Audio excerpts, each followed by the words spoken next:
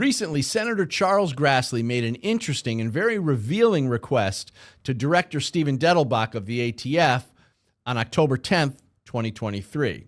The request was made for direct information regarding the ATF's defunding of the program Project THOR, which was a program to combat weapons trafficking by Mexican cartels. Now, Project THOR uncovered between 250,000 and 1 million weapons trafficked by the cartels, estimating approximately $500 million in retail value.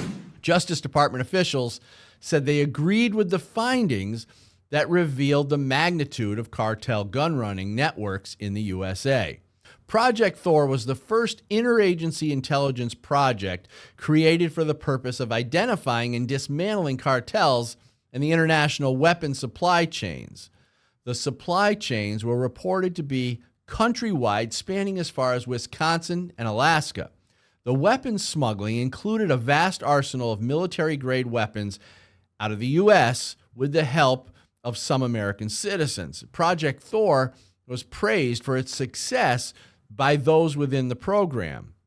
Now, with such a dangerous number of illegally trafficked weapons involving Mexican drug cartels, you would think the U.S. government would do everything in its power to embolden Project THOR and continue funding and increase surveillance and other tactics in the pursuit of taking down this massive and illegal operation. Instead of pursuing a program that would appear to keep illegal firearms out of the hands of the Mexican drug cartel, it would appear, according to Grassley's letter, the ATF took the route of shutting down the program altogether.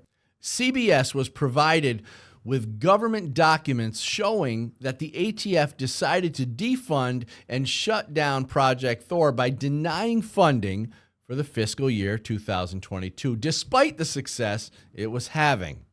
Senator Grassley's letter to the ATF focused heavily on the ATF's apparent intentions to direct its resources toward targeting law-abiding gun owners and gun retailers in America. Grassley condemned the ATF for creating rules requiring any law-abiding citizen who wants to sell a firearm online to first register for a federal firearms license. He pointed out the fact that this could subject otherwise lawful American citizens to warrantless inspections of their homes. Now, Grassley also mentioned in his letter that this targeted focus on law-abiding gun owners would consume the already limited resources of the ATF. Grassley pointed out that the ATF has already revoked a record number of FFLs under its new zero-tolerance policy. Now, this policy appears to be nothing more than a way to punish small businesses and gun shop owners for simple administrative errors. Grassley condemned the ATF and said that instead of encroaching on the constitutional rights of law-abiding Americans, ATF should dedicate its apparently limited resources to operations that target violent criminals and cartel firearms trafficking networks in the United States in an attempt to have all the information necessary for Congress to conduct oversight into the ATF's efforts to combat firearms trafficking from the U.S. to Mexico and Project THOR. Grassley requested the ATF provide answers to the following issues. 1. Provide all records, whether classified or unclassified, in the possession of ATF relating to Project THOR. 2. Provide a list of all government agencies involved in Project THOR and a description of their role. 3. How much funding did the ATF dedicate to Project THOR, and why was the program discontinued? They asked to please list funding by fiscal year. 4.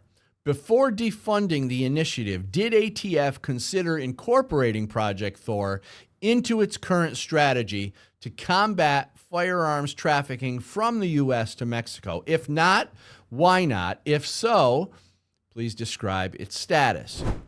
Number 5, please provide statistics on the number of firearms interdicted and trafficking rings disrupted or dismantled under Project THOR.